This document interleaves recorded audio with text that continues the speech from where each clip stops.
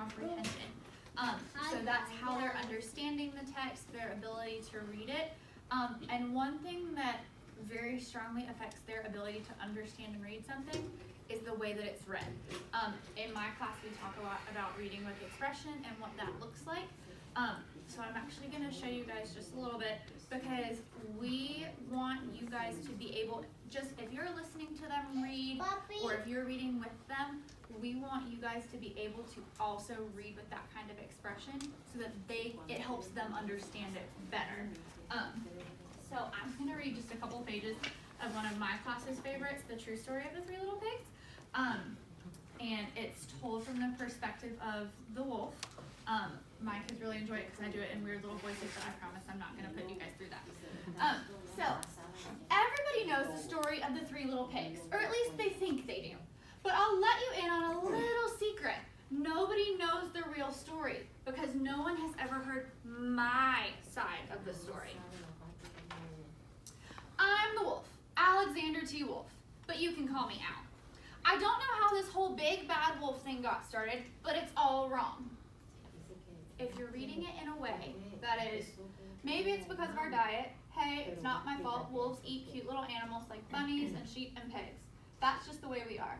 If cheeseburgers were cute, folks would probably think you were big and bad too. It changes the way that the students are able to understand it, how they're able to absorb it. So, one thing that, or like I said, we focus very, very heavily on comprehension. Your kids have probably told you about having to sit at the teacher's desk with an iPad while they click things and the kids read. That is M class. It's the way that we assess our students' comprehension and fluency levels.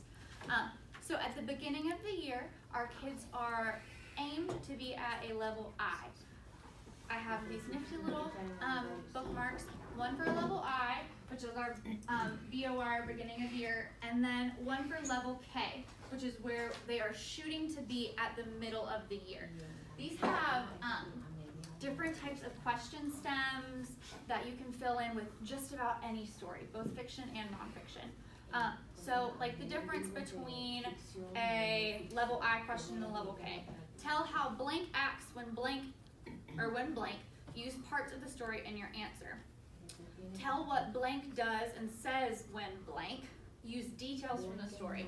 So we're focusing on getting into the little nitty-gritty kinds of things to show not only did they read it or understand it, but that they can tell us that again and that kind of thing. So I have these for everyone to take home with them.